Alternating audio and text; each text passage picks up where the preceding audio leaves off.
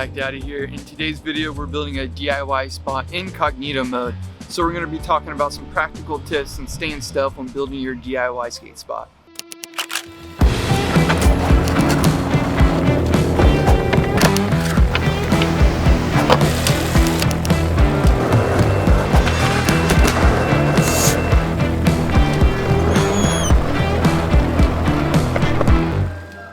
I've been wanting to build some transition into this bank spot for a really long time. I drive past it all the time. It's right by my local coffee spot. But the issue is that it's in a super public area and I just don't want to get in trouble or get into any kind of confrontation. But in today's video, we're going to discuss some tips for pulling off a skate spot when it's in a busy area. As you're doing these things like pulling the weeds and doing some just really minor spot maintenance to see what it's going to be like before you go build. It's also a good time to check out your surroundings and see what's going on, see how people are reacting, and sort of get an idea what it's going to be like when you do your build. So behind me, there's a Goodwill drop-off. So there's people driving up, dropping off, and leaving constantly. Another little tip that you can do that I have done before is just put on a High-Vis Vest. So it just kind of looks like you're a city worker or construction worker. All right, and the second tip that I'll give you is to plot and plan. So for this particular spot, like I was saying before, it is very much in the public. So instead of going and building right away, I took a piece of wood and a leveling tool and basically marked up a couple spots so I can take the wood home and start cutting up the form.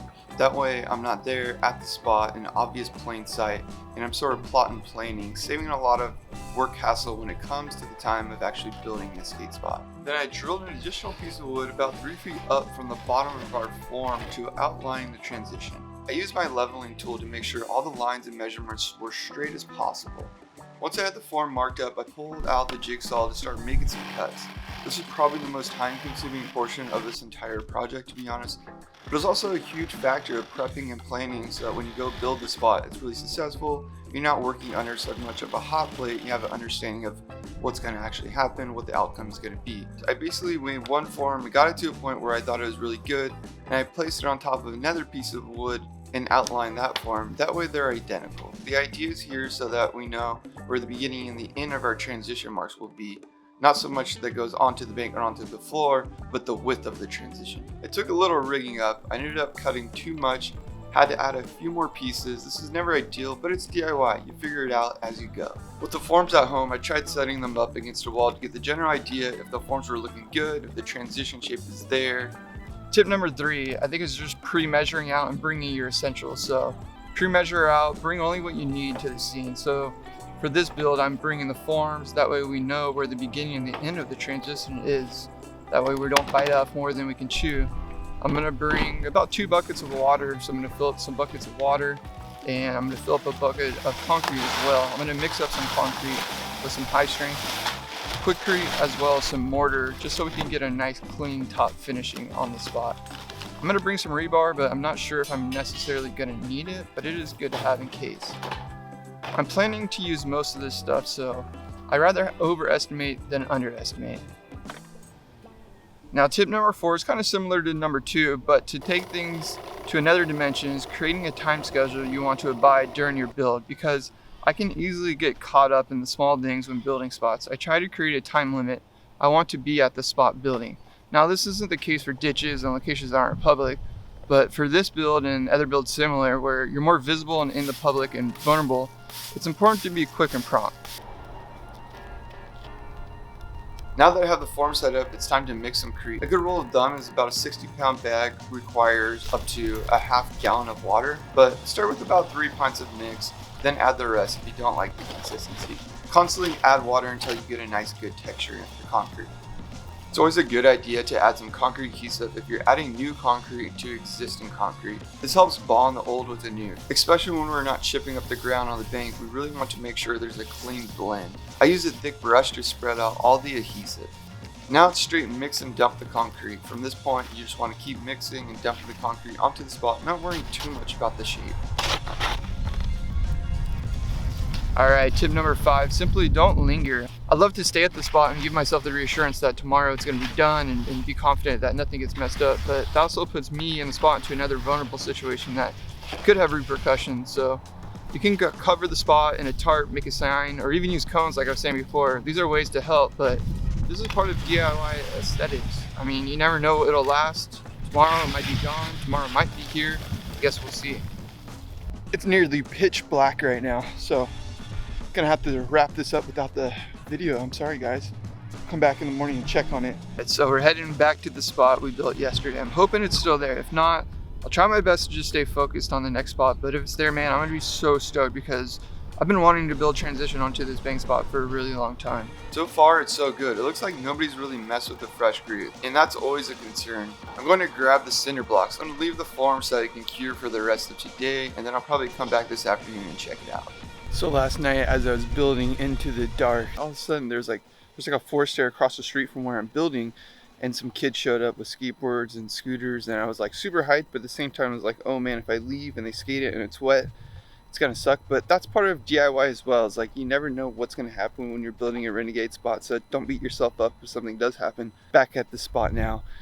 Funny part is that session, that crew that I was talking about, it tripled in size. I just parked and now I'm talking to you guys across the street, but there's like literally 15 kids on skateboards and scooters, and I'm trying to patch the top and finish this spot. I don't know if I should even patch it or just leave it. Kind of on the fence now. Solid. They definitely skated it. The forms are torn off. They've taken the spot and they now own the spot, which is totally fine. That's why I built the spot actually, so people can skate it. So yeah, at this point I don't know if I got to do that top patch though, because if I don't do that, then it's gonna get ruined. It's gonna crumble away.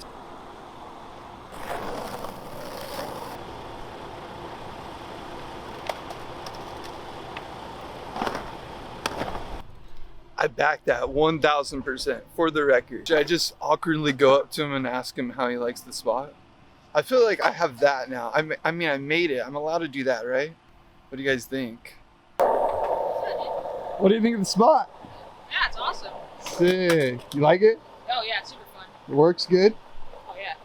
You guys take the forms off and everything? Yeah, there's actually, all of my homies, they're still over there. We were skating for like hours. Sick. Yeah, one of my friends was all about to drop in on it. You dropped in on it? Did you build it? Yeah. Oh, that's sick, dude. You guys are killing it. Sick.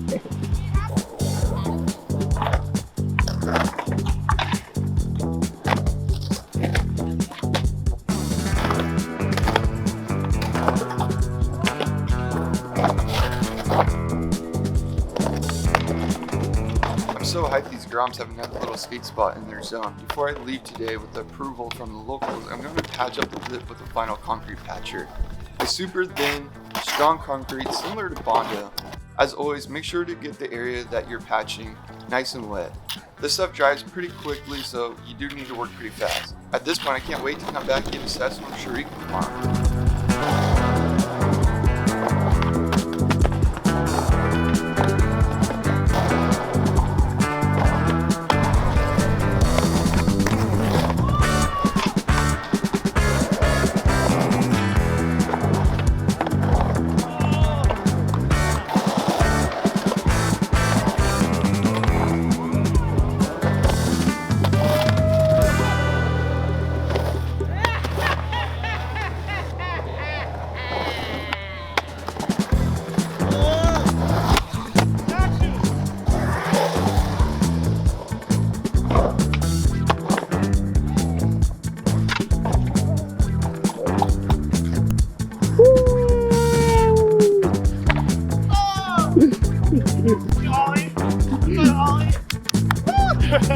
Yeah, geez. Beautiful way to end the day. Skate session, met some new friends, some new locals in the area. They got a new spot.